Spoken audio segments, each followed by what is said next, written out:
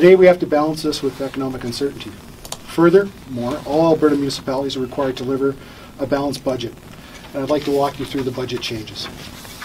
Of the 4.9% property tax increase, year-over-year base changes in existing services and revenues account for 2.5% of that change in 2016, 1.4% in 2017, and 1.5% in 2018. This is well within inflationary expectations over the 3 years for the services we provide today.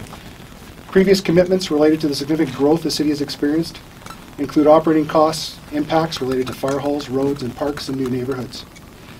Other operating decisions, such as adding police officers in 2017, the full impact of those decisions results in added growth costs of 2.2% in each of the 3 years. The base and growth costs are partially offset by expected growth in assessment revenues.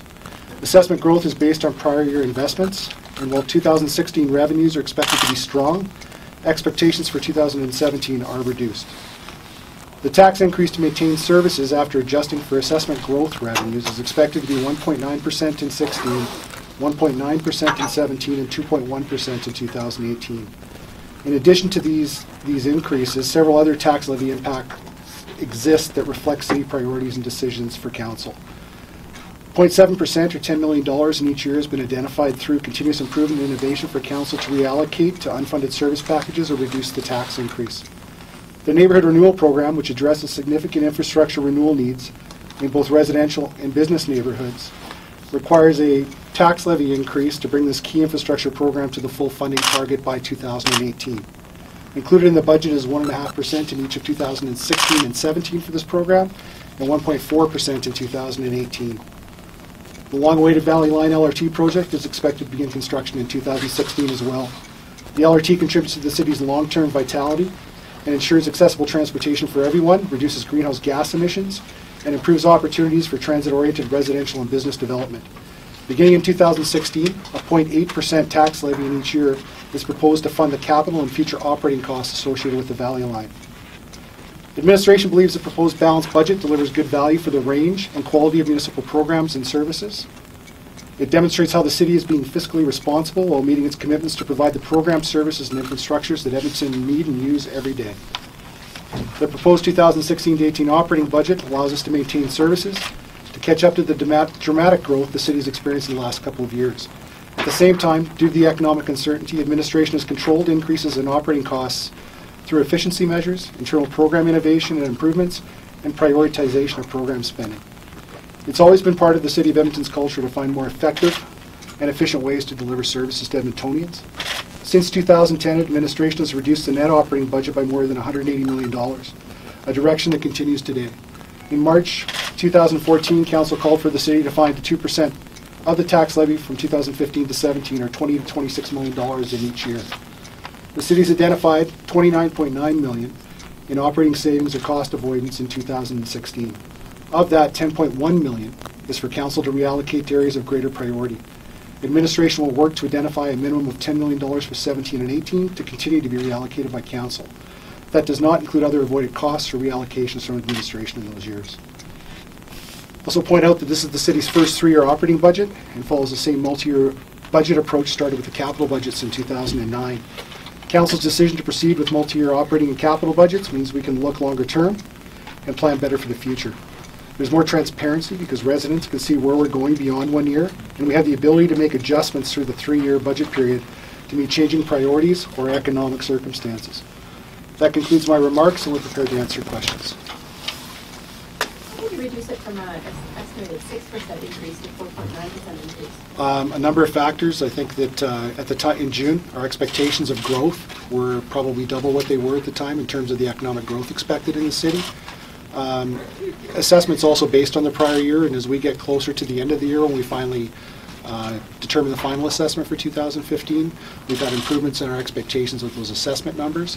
And I think the other part of it is we've really gone through our program costs, and we've really examined where we've had surpluses in the past number of years and made adjustments to reduce our base operating expenditures where we could.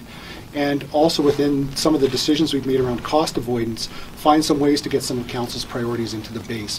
Things like Elevate We've been able to fit some things like that into the base. We've also been more aggressive in transit in terms of low priority routes and reprioritizing things into higher need areas for transit ridership. Yeah. That growth and that economic uncertainty really helped us focus, I think, in maintaining and controlling our expenditures, but we're also seeing less inflationary pressures in our base budget.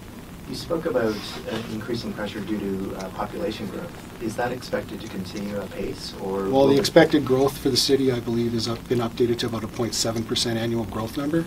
So the population and the overall growth is expected to slow down. So we're playing catch up in 2016, 17, and 18 for a number of growth-related projects, predominantly infrastructure projects, and now the operating cost of those projects for new neighborhoods that have been built. So we're used to hearing population growth numbers of 30,000. 35,000 a Yeah. year. So what are you down to now on your 0.7? I'd have to check with Mr. Rose. I can't remember what the exact number is. Something in the 20s. 0.7%. It's considerably lower growth. In the 20s maybe, or even teens? Or teens. We can get back to you with more information on that. So 4.9% over 3 years. In each of the 3 years. Each of the 3 years. This goes to deliberations. Council will then make the determination.